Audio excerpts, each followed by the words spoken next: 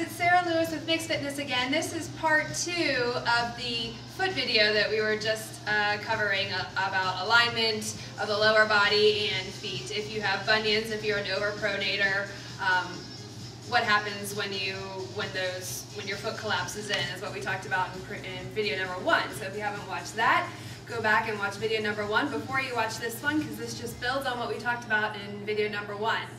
All right, so we talked about how you need to do some foam rolling. So I just wanted to show you real quick the areas that you foam roll and how to do it. So you're going to take a tennis ball and you're going to stay standing and roll out your foot. So foam rolling, 1 to 2 minutes per muscle group. So you want to spend 1 to 2 minutes just rolling that tennis ball around on your foot. It should feel like a mini massage. It should feel pretty good to roll your foot out. All right, so you're going to spend a minute or 2 doing that. You're going to roll out your calves. I'm just going to turn to the side so you can see me. All right, so we have a foam roller here.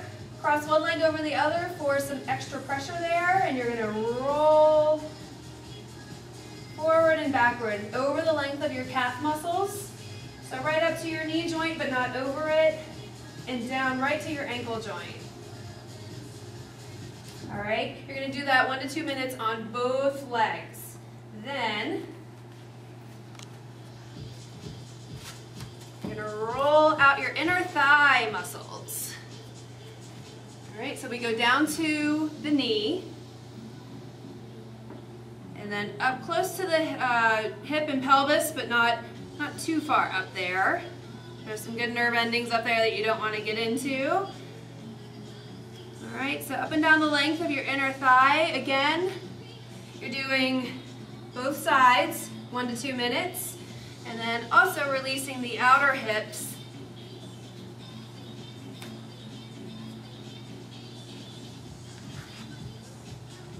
All right, like so.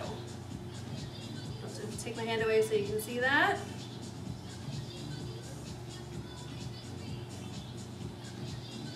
Okay, so foam rolling those areas will get those structures loosened up, the muscle and the tissue, getting them a little bit lengthened because they're always in a shortened state.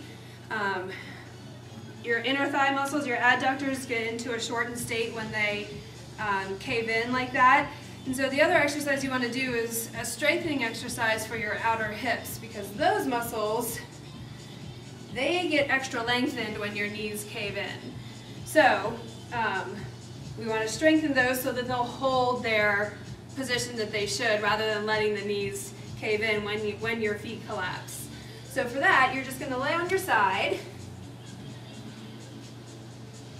You want your head down and supported on your arm. Hips are stacked, and you're just going to be lifting that top leg up.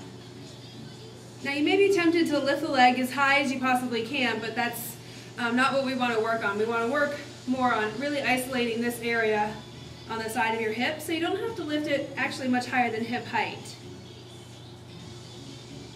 Okay, so you're just going to do those side lying leg lifts to help build up into the strength in your hips. Okay, so if you're an overpronator, if your feet are collapsing in, just remember it affects everything in your lower body. So those are just some of the exercises you want to do to help get those muscles back on track, so to speak. So I hope you learned something, and if you have any questions, feel free to contact us, and we will see you next time.